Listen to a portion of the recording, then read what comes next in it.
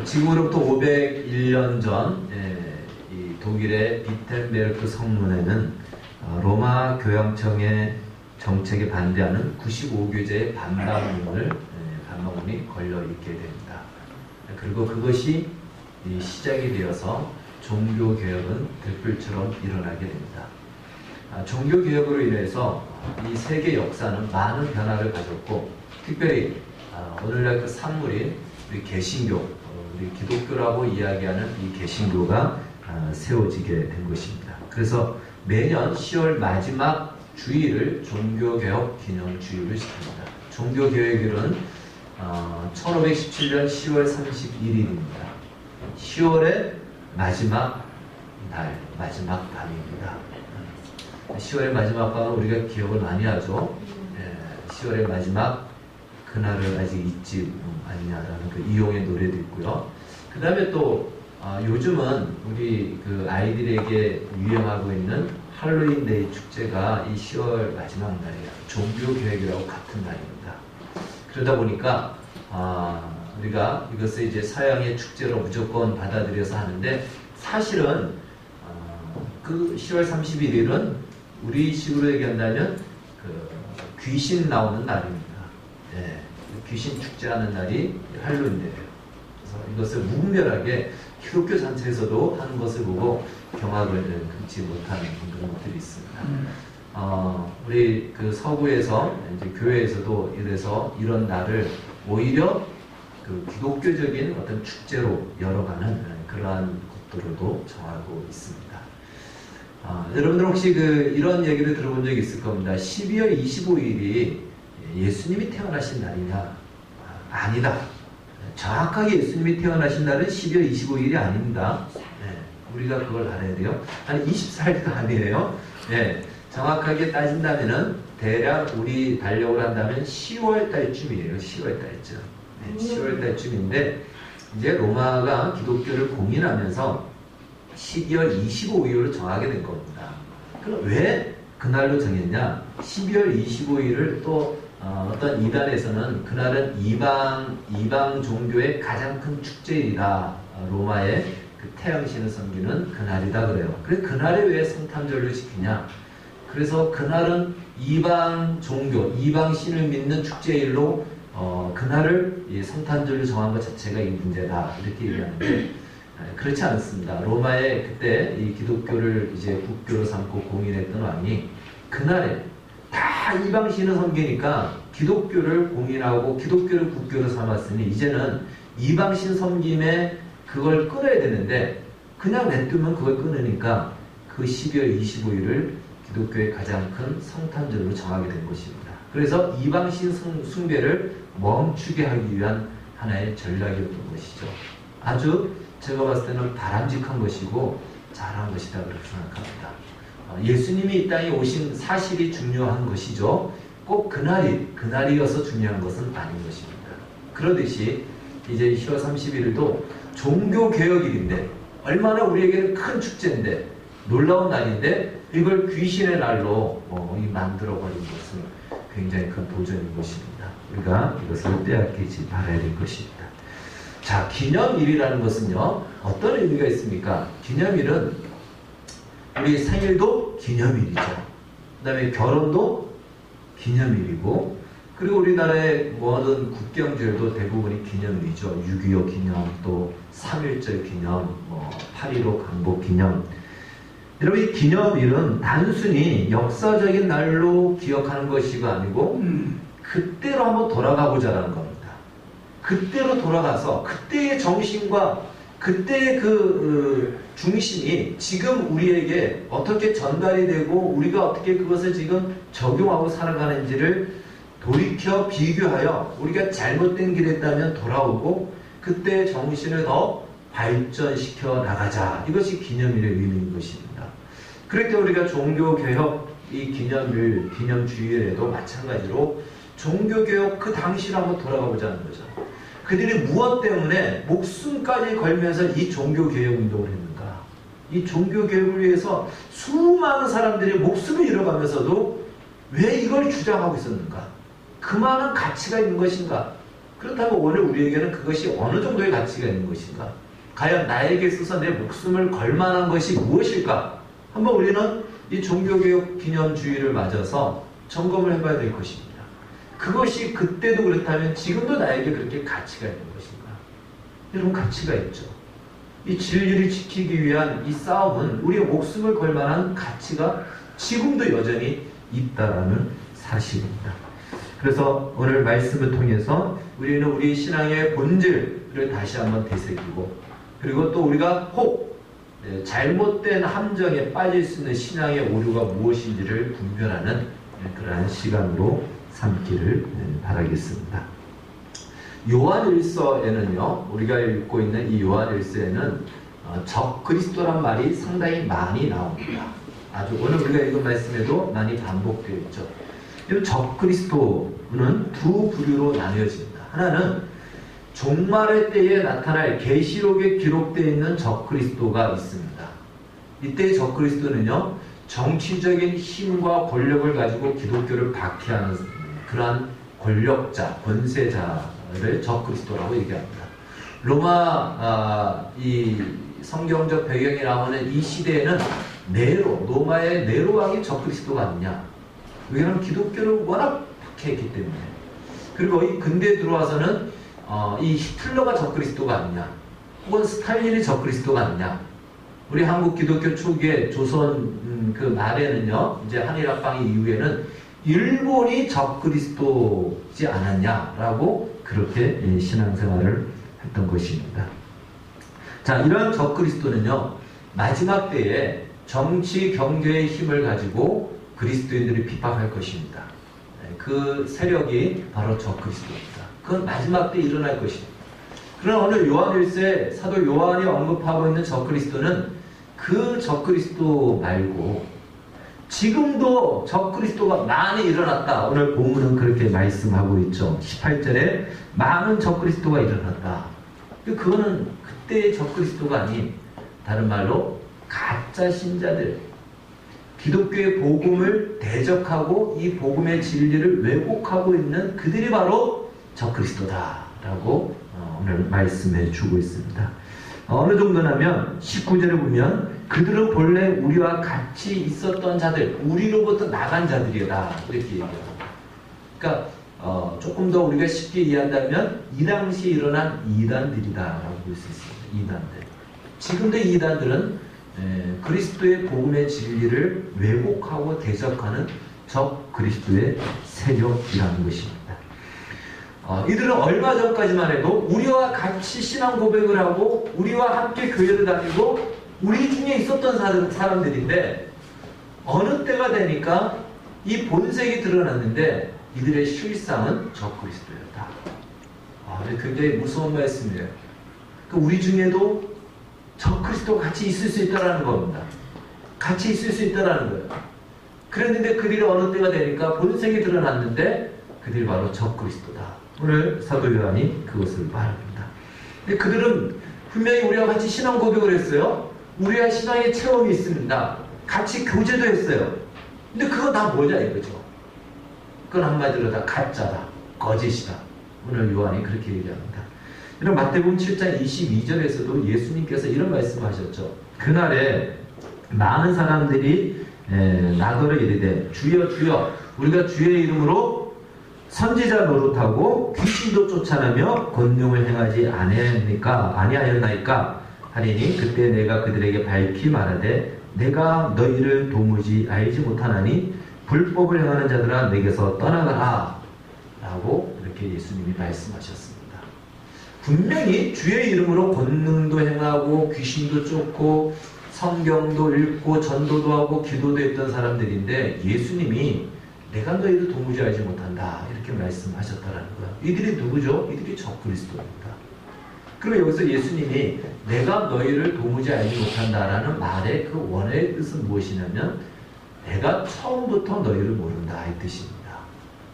그러니까 중간에 변질이 돼서 중간에 타락을 해서 내가 이제 너희들에게 준 구원을 취소하겠다 이것이 아니고 처음부터 너희들을 모른다. 처음부터 다르다라는 거예요. 뭐가 다르냐면 소속이 다르다라는 것입니다.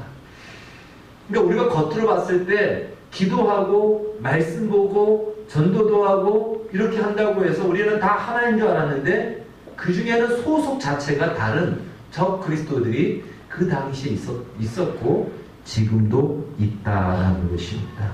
이들이 왜 적 그리스도인가? 무엇이 적 그리스도인가? 오늘 성경은 이렇게 얘기합니다. 22절에 예수께서 그리스도이심을 부인하는 자, 곧 아버지와 아들을 부인하는 그가 적 그리스도다. 한마디로 예수님을 그리스도로 믿지 않는 것, 그것이 적 그리스도라는 것입니다. 여러분, 그러면 이 사람들이 예수님을 안 믿는다고 할까요? 아닙니다. 믿는다고 합니다. 오늘의 이단들을 보십시오. 예수 안 믿을까요? 믿는다고 얘기해요. 하나님 안 믿습니까? 믿는다고 얘기해요. 신천지가 하나님을 안 믿을까요? 믿는다고 얘기합니다. 예수님을 안 믿을까요? 믿는다고 얘기합니다. 다 예수를 믿는다고 얘기하는데 우리는 예수에 무엇을 믿는지를 점검하고 확인해야 되는 것입니다. 다 믿는다고 하는데 그들이 적 그리스도예요. 왜요? 예수를 그리스도로 믿지 않기 때문에 그렇습니다. 여러분, 그리스도 한번 따라해 봅시다. 그리스도. 네. 우리 예수 그리스도라고 말을 많이 하잖아요. 그 그리스도라는 뜻이 무엇인가? 그리스도라는 뜻의 히브리어는 메시아입니다. 구원자라는 뜻이에요. 기름 부음을 받은 자 곧 구원자입니다. 그러니까 예수님만이 구원자시다. 이것을 부인하는 사람들이 적 그리스도다. 지금도 그런 사람들이 많이 있습니다. 예수님만이 이루신 구원이 완전한 구원이고 그분만이 우리의 유일한 구세주다. 이걸 여러분들 믿으시죠? 안 믿으시죠? 그런데 이단들은 이걸 안 믿는다는 거예요.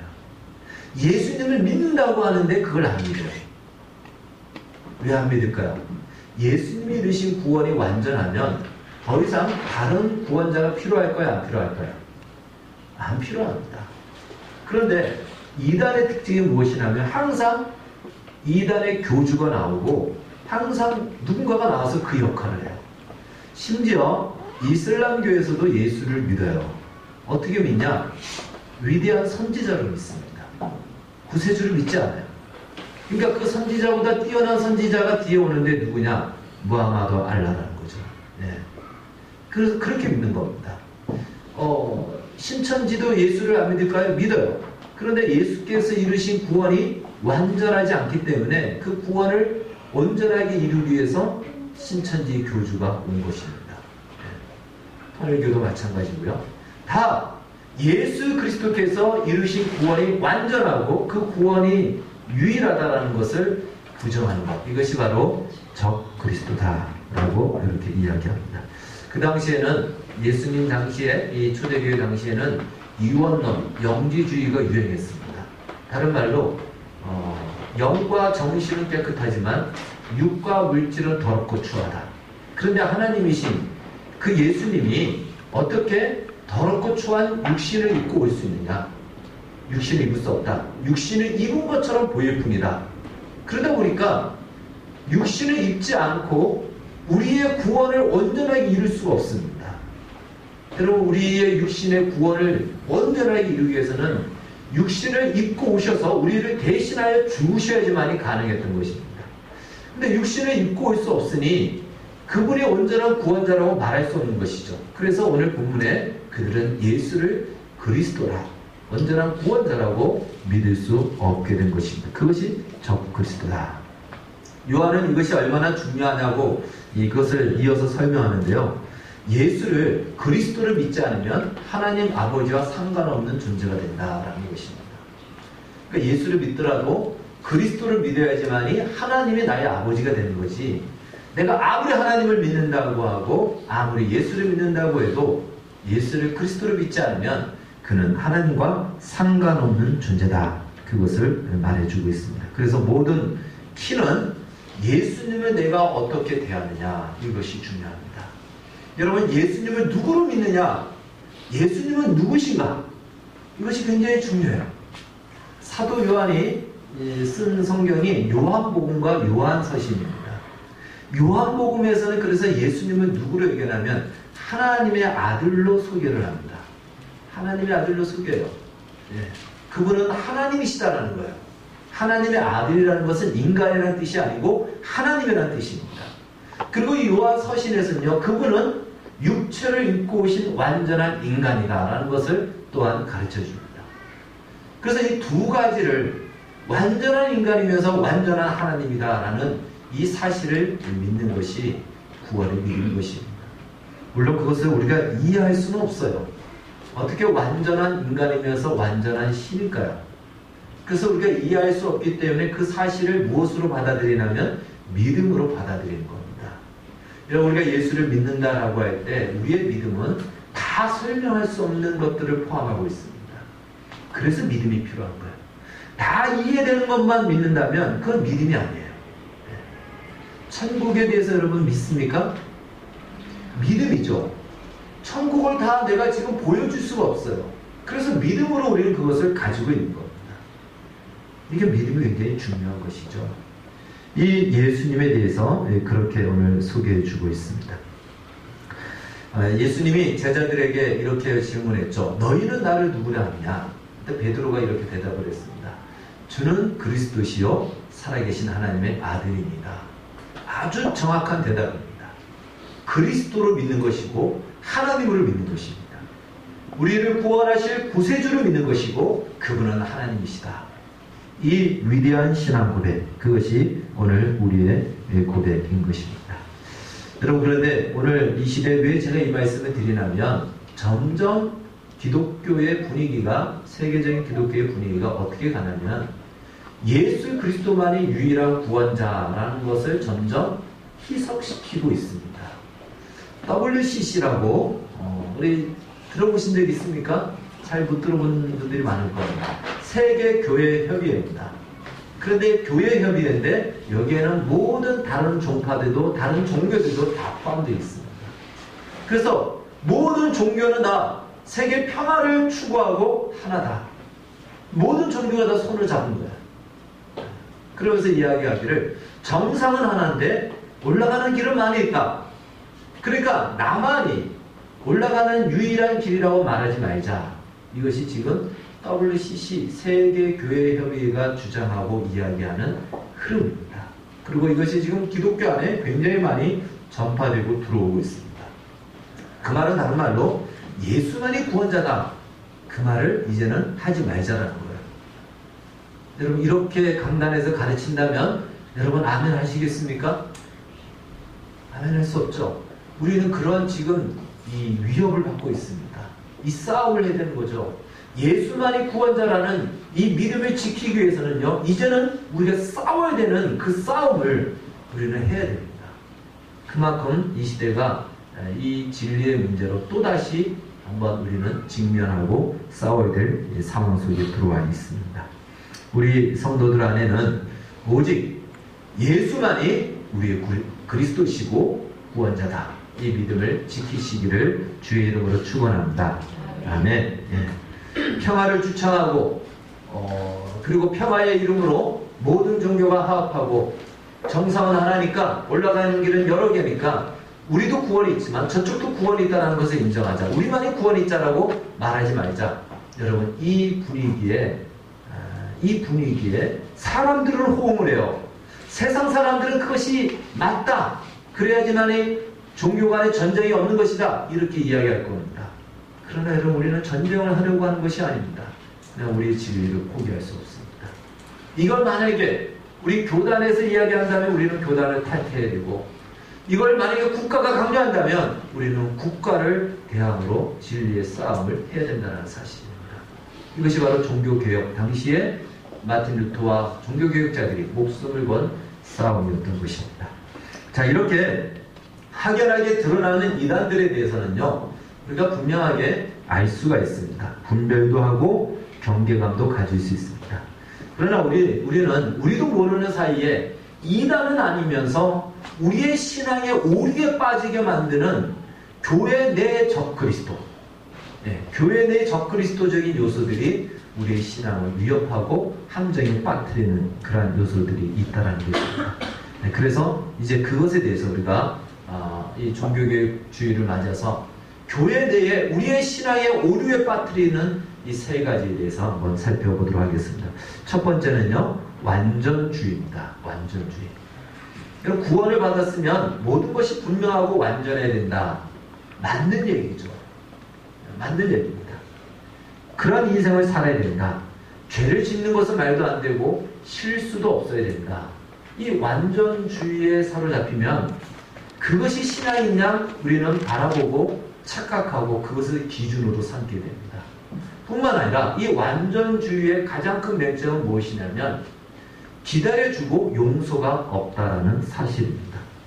여러분, 막상 우리가 구원을 받았지만 우리의 현실을 보니까 우리가 그렇게 살아갈 수 있습니까? 살아갈 수 없어요. 우리는 또다시 이전의 습관과 이전의 죄된 본성대로 죄를 짓고 넘어지고 그리고 또 실수를 합니다. 그것이 우리의 현실이에요. 그런데 우리 머리로도 그렇고 이 완전주의에 사로잡혀 있으면은 이래야 되는데 그러지 못한 내 모습 속에, 그 괴리 속에 좌절하고 낙담하고 절망하고 자신을 비하하고 또한 그러한 정죄감에 사로잡힐 때가 참 많이 있습니다. 그러다 보니까 아예 포기를 하죠. 나는 안 되는 모양이야. 나는 쓰레기 모양이야. 스스로 포기하고 신앙으로 살 그 어떤 엄두도 내지 못하는 그런 상황에 빠지게 됩니다. 소위 완벽주의라고 좀 얘기할 수 있겠죠. 이 완벽주의, 완전주의는요, 다른 사람의 실수와 잘못에 대해서 과민한 반응을 보입니다. 어떻게 그럴 수 있냐라고 이렇게 이야기하죠. 여러분, 우리가 완전한 자리로 나아가는 것은 맞습니다. 실수도 줄여야 되고요, 죄도 짓지 말아야 됩니다. 그래서 그리스도의 장성한 분량에 이르기까지, 그 완전한 그리스도의 그 영광스러운 모습에 이르기까지 우리 자신이 거기로 나아가야 되는 것은 분명한 사실입니다. 그러나 그것이 하루 이틀 만에 되지 않는다는 사실이에요. 거기에는 수많은 시행착오와 또 과정을 거쳐서 그 자리까지 가야 됩니다. 그런데 이 완전주의는 그 시간을 기다려주지 못한다는 거예요. 에베소서 4장 1절에서 6절에 보면 이렇게 말씀하고 있습니다. 한번 같이 읽겠습니다. 시작. 그러므로 주 안에서 갇힌 내가 너희를 권하노니 너희가 부르심을 받은 일에 합당하게 행하여 모든 겸손과 온유로 하고 오래 참음으로 사람 가운데서 서로 용납하고 평안에 매는 줄로 성령이 하나 되게 하신 것을 힘써 지키라.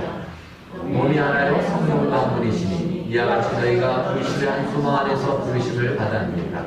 주도 한 분이시오 기름도 하나요 세례도 하나요 하나님도 한 분이시니 곧 만유하고 계시라. 만유에 계시고 만유를 통일하시고 만유 가운데 계시도다. 아멘. 그 앞부분을 넘겨 주십시오. 2절 말씀을 한번 보도록 하겠습니다. 여러분, 분명히 1절에서 이렇게 얘기하죠. 너희가 부르심을 받은 일에 합당하게 행하라. 이건 쉽게 말하면 완전하라는 거예요. 완전한 자리에 나오라는 것입니다. 이것이 우리의 신앙의 목표이기도 하고 방향이기도 합니다. 그것은 맞는 얘기입니다. 그러나 어떻게 그것을 하라고 하냐면 2절을 보면 모든 겸손과 온유와 오래 참음으로 사랑 가운데서 서로 용납하고 평안에 매는 줄로 성령이 하나 되게 하신 것을 힘써 지킴으로 그 자리에 나오라는 것이에요. 우리가 영적으로 성장하고 완전한 자리에 나아가는 것은 맞지만 그 과정 속에는 온유하고 오래 참음이 필요하고요. 서로 용납하고 용서하고요. 하나 되게 한 것을 깨면서까지 가야 될 것이 아니고 지키면서 가야 된다는 것입니다. 이것이 완전주의의 맹점이죠. 이렇게 하지 않고 지금 당장 예수를 믿고 구원받았으면 완전한 자리에 서야 된다라고 요구하는 것은 매우 위험한 발상인 것입니다. 그런데 우리가 거기에 기준하다 보니까 나 자신도 신앙을 완전해야 되는데 그러지 못한 것에 대해서 스스로 절망하고 포기한다는 거예요. 그렇지 않다는 것입니다. 과정이 있어서 가야 되는 거예요. 그러다 보면 실수하고 넘어질 때도 있죠. 전전긍긍합니다. 완전주의에 잡힌 사람이 보면 저 사람은 신앙이 있는 거야 없는 거야 라고 그렇게 판단할 때도 있습니다. 그러나 전전긍긍하면서 한 걸음 한 걸음 가는 겁니다. 여러분, 신앙의 체험을 한 사람이 자기가 체험한 것이 다른 사람에게도 이런 체험이 있어야 신앙이 확실한 체험이 있는 것이다 라고 기준을 잣대를 댈 수 있는데 그것도 조심해야 될 부분이라는 겁니다. 왜 그런가 하면 누구는 그런 체험이 없을까요? 다 체험이 한두 번씩 있고 다 기도의 응답도 기적 같은 기도의 응답이 한두 개씩은 다 있습니다. 많지는 않더라도. 그러나 그것으로 인생을 살다 보니까 해결이 다 되지 않아요. 우리의 삶의 현실은 그 체험 하나로 그 밀고 나갈 수 있는 것들이 아니라는 것입니다. 너무나도 많은 변화무쌍한 돌발적인 상황들이 일어나다 보니까 내 체험을 가지고 했는데 안 되는 경우가 많아요. 그러다 보니까 이게 뭐지? 하면서 그 체험보다 더 큰 신앙의 실력을 기르게 되는 것입니다. 그런 과정을 거쳐서 마침내 완전한 자리까지 나아가는 겁니다. 거기까지 기다려주고 용납해주고 참아주고 기도해주는 것이 필요한 것이다 라는 것입니다. 두 번째 우리가 조심해야 될 것은 율법주의입니다. 율법주의. 여러분, 이 율법주의는 명분의 싸움이죠. 자신이 내세울 명분, 그 명분만 있으면 됩니다. 근데 내가 내세울 명분이 있기 위해서는 상대적으로 상대가 못난 모습을 드러내야 나의 명분이 어필이 되는 겁니다. 참 안타까운 것은 현 정권이 과거 정부의 그 적폐라는 이름으로 계속해서 그 적폐를 캐내요. 그렇게 바람직하지 않습니다. 그걸 캐내야 나가 괜찮다라는 걸 드러내기 위한 거죠. 그러나 그것은 발전과 성장이 없다라는 것이에요. 여러분, 율법주의는 죄를 범하지 않으면 된다는 거예요. 죄를 짓지 않으면 그걸로 깨끗하라는 자신을 드러내는 겁니다. 그런데 무엇이 잘못된다면 성경은 죄를 짓지 않는 것이 목적이 아니고 의를 적극적으로 행하는 성장의 자리로 나아가는 것이 목적인 것입니다. 그런데 그렇지 않으면 죄를 짓지 않고 죄를 짓는 사람을 딱 지적해서 드러내므로 나는 죄를 짓지 않는 깨끗한 자다라는 것을 드러낸다면 이건 율법주의의 오류에 빠지게 되는 것입니다. 여러분, 성경은 이렇게 말해주고 있습니다. 갈라디아서 5장 16절에서 23절 말씀 한번 같이 읽겠습니다. 시작. 내가 이르노니 너희는 성령을 따라하라. 그리하면 육체의 욕심을 이루지 아니하리라. 육체의 소욕은 성령을 거스리고 성령은 육체를 거스리나니 이 둘이 서로 대적함으로 너희가 원하는 것을 하지 못하게 하려 합니다. 너희가 만일 성령이 인도하시는 바가 되면 율법 아래 있지 아니하리라. 육체의 일은 분명하니 곧 음행과 더러운 것과 호색과 우상숭배와 주술과 원수 맺는 것과 분쟁과 시기와 분냄과 당기는 것과 분열함과 이단과 투기와 술취함과 방탕함과 또 그와 같은 것들이라. 전에 너희에게 경계한 것 같이 경계하노니 이런 일을 하는 자들은 하나님의 나라를 유업으로 받지 못할 것이요 오직 성령의 열매는 사랑과 일합과 평과 오래 참음과 자비와 양선과 충성과 온유와 절제니 이 같은 것을 금지할 법이 없느니라. 아멘. 자, 여기서는요, 이 육체의 일, 그 율법 아래 있지 않다, 성령으로 인도함을 받는 사람은 율법 아래 있지 않다라고 하면서 그 율법을 범하는 그러한 일들을 육체의 일로 이야기합니다. 처음에는 윤리적인 것들을 가지고 이야기하지만 뒤로 갈수록 그것은요, 분쟁과 싸움을 일으키는 겁니다. 결국 율법주의는 이 공동체와 우리의 모임과 우리의 성도들의 교제를 어그러지게 만들고 불편하게 만들고 빈잡하게 만드는 요소로 작용하는 것이죠. 항상 그래서 그 명분만 내세우는 것이죠. 그 안에 다른 것이 없습니다. 그러다 보니까 죄를 짓지 않으면 되는 것으로만 이야기하는데 성경은 얘기하죠. 그것이 아니고 22절 오직 성령의 열매는 죄를 짓지 않는 것이 목적이 아니고 우리가 매제에 대해 열매가 있다는 것이죠. 그 자리로 나아가야 되는 것이지 율법주의에 사로잡혀서 명분만을 내세우는 이러한 신앙은 우리의 신앙을 오류로 빠지게 만드는 모습이라는 것입니다. 여러 번 가끔씩 제가 말씀드리지만 우리가 훌륭한 신앙인 혹은 똑똑한 사람이다 라고 얘기하는 것은요, 나 때문에 내 주변의 사람이 혜택을 받아야 훌륭한 것입니다. 근데 오늘 우리 시대에는 나 때문에 내 주변의 혜택을 받는 것이 아니고 다른 사람을 누르고 나 자신이 드러나는 것, 그것을 똑똑함으로 지혜로 이야기합니다. 그렇지 않습니다. 성경과 또 하나님의 말씀이 우리에게 가르치는 것은 훌륭한 신앙인은 누구인가? 나 때문에 내 주변에 있는 사람이 유익을 얻어야 됩니다. 진짜 똑똑한 사람은 나 때문에 내 주변에 연약한 사람들이 그 혜택을 얻는 것입니다. 그것이 성경이 우리에게 주는 가르침이에요. 예수님의 의로움이 왜 의로웠죠? 그분의 의로움이 드러남으로 우리의 부끄러움이 드러나서 우리는 부끄러워지고 예수님 한 분만이 슈퍼스타가 됐나요? 아니죠. 그분이 죽으심으로 우리를 살림으로 그분의 의로움이 드러났습니다. 그것이 신앙이라는 것이죠.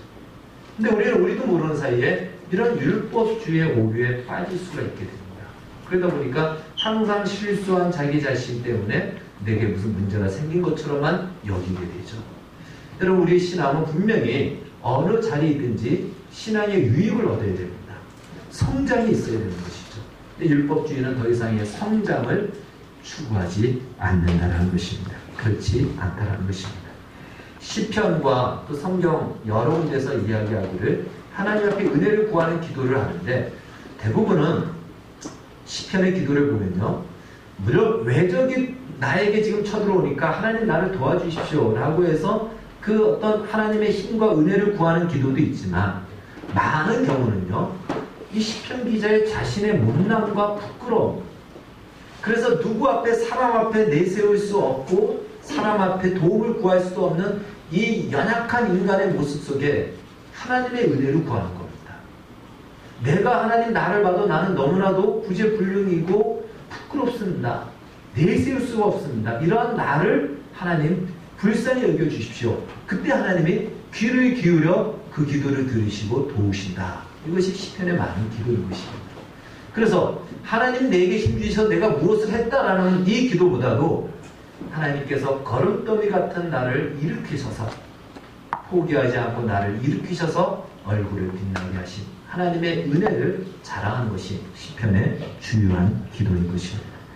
따라서 우리는 우리의 못난 모습, 우리가 율법을 지키지 못해서 실수하는 모습들, 이 부족한 모습들이 있지만 거기서 절망하고 자괴감에 빠져 있을 것이 아니고, 그러한 우리를 버리지 아니하시는 하나님의 은혜 앞에 다시 한번 나가고, 그래서 우리의 율법에서 멈추는 것이 아니고 의를 행하는 성장의 자리로까지 나가야 될 것입니다. 세 번째로 우리가 조심해야 될 것은 안일주의입니다. 우리가 완전주의와 율법주의의 반대에 있는 것이 어쩌면 이 정반대 자리가 안일주의입니다. 구원받은 우리가 율법도 필요하고 율법을 디딤돌로 삼아서 완전의 자리에 이르야 되는데, 그리고 지금도 우리는 그 과정 속에 있습니다. 그런데 이 모든 것들을 포기하는 것이 안일주의입니다. 사실 완전주의의 맹점이 있지만 완전한 자리로 나아가는 것은 영적 성장을 이루는 것입니다. 필요한 것입니다. 율법주의도 분명히 잘못됐지만 율법주의에서 멈추지 않고 성장의 기회로 그것을 삼는 것, 이것이 필요한 것이든, 이 안일주의는요, 영적 성장 자체를 그냥 관심이 없고 포기하는 것이죠. 내가 영적으로 성장해 나가야 되는데 그냥 오늘의 삶과 지금 받은 이 구원에 만족하면 여기서 머물러 있는 것, 이것이 우리가 또 빠질 수 있는 오류라는 것입니다. 왜 예수를 믿죠? 죽어서 지옥에 있으면 혹시라도 안 되니까 보험 들듯이 예수를 믿어놓고 그러고는 머물러 있는 거예요. 하나님이 나를 향한 계획과 뜻에도 관심이 없고, 내가 영적으로 성장해야 되는데 그러한 기대와 소망도 없이 그 자리에서 그냥 머물러 오늘을 즐기며 사는, 이것은 바로 예수를 믿지 않는 이방인들이 살아가는 삶의 모습이죠. 여러분, 어쩌면 이 시대에, 자본주의 시대에, 물질이 풍요로운 이 시대에 우리가 빠져있는 함정일 수도 있습니다. 왜? 겉으로는 예배도 드리고 겉으로는 기도도 하고 겉으로는 신앙생활을 잘하거든요. 그러면서 영적으로 성장하는 것에 대해서는 관심이 없습니다. 이거 역시 우리의 신앙의 오류에 빠질 수 있는, 어쩌면 이런 것을 이 시대에 우리가 종교개혁 때는 진리를 지키기 위해서, 믿음으로 구원받는다는 이 진리를 지키기 위해서 싸웠다면, 오늘 우리는 이 영적 성장을 위해서 우리의 몸부림치며 싸워야 될 것입니다. 예수를 믿는다고 하지 말라는 법이 어디 있어? 내가 원하면 그만이지. 이런 마음으로 우리가 교회에 대해, 신앙에 대해, 영적 성장에 대해, 하나님에 대해 어떤 기준 없이 살아간다면 우리 공동체는 생명력 있는 공동체가 되지 않을 뿐더러 하나의 동아리, 동호회로 전락이 될 수가 있다는 것입니다. 오늘 성경은 이렇게 이야기하죠. 오늘 우리가 읽은 요한일서 2장 25절에는요. 그가 우리에게 약속한 것은 이것이니 곧 영원한 생명이니라. 여러분, 우리는 생명의 약속을 가진 자들입니다. 이걸 고린도후서 4장 6절식으로 얘기한다면 우리는 질그릇인데 보배를 가진 질그릇이다. 따라해 봅시다. 보배를 가진 질그릇. 이것이 신앙입니다. 우리는 질그릇이 보배가 되는 것이 신앙이라고 생각하는데 성경은 그렇게 얘기하지 않습니다. 보배를 가진 질그릇입니다. 그 보배를 놓치지 않게 해서 몸부림치며 믿음과 소망으로 오늘을 살아가는, 그러나 우리는 연약하여 넘어질 수밖에 없고 깨어질 수밖에 없는 질그릇 같은 이 인생, 이 사실을 인정하고 이 믿음을 지켜가는 것, 이것이 우리의 신앙생활인 것입니다. 그러기 위해서는 몸부림이 필요하죠. 근데 이런 몸부림 자체가 없다면 우리는 우리가 가지고 있는 보배를 다 빼앗겨버리고 또 그냥 우리가 보배가 되는 것이 신앙인 것처럼 생각할 수가 있다는 것입니다.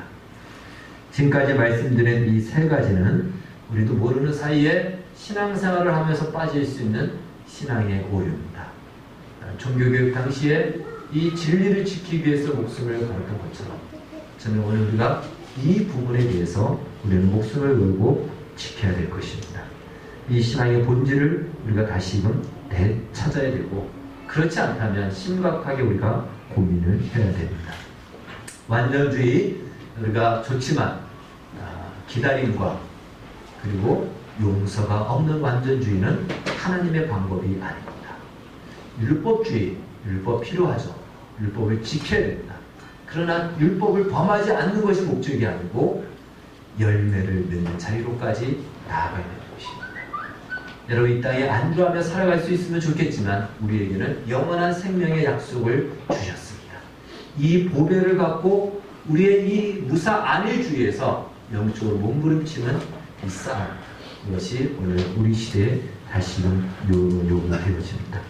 이런 것들이 지켜지지 않는다면 우리 공동체는 와해되어지고 앞서 말씀드린 대로 동아리 단체로 전락이 될 수 있다는 것을 우리 기억해야 되고, 우리 신앙에 성장과 유익이 없다면 그것은 병든 상태라는 것을 우리가 점검하여서 종교개혁 501주년을 맞이해서 우리의 신앙의 본질을 되찾고 또 우리가 무엇을 조심하며 어떠한 방향으로 나가야 되는지를 되새기는 오늘의 말씀이 되어지기를 주의 이름으로 축원합니다. 기도하겠습니다. 사랑하는 주님, 감사합니다. 우리에게 하나님을 믿을 수 있는 이 자유가 얼마나 소중한 것인지 우리는 이것을 잃어버린 자들의 간접적인 모습을 통해서 보고 알게 됩니다. 그러나 믿는 우리 안에도 또 다른 쉽게 우리도 모르는 사이에 빠지는 함정이 있다는 사실을 기억하여 이제 이 함정에 빠지지 않도록 몸부림치며 우리에게 주신 이 보배를 지키고 믿음과 소망으로 살아가면서 주의 부르신 그 자리까지 나아가는 우리 모두가 되게 하여 주시옵소서. 예수님의 이름으로 기도하옵나이다. 아멘.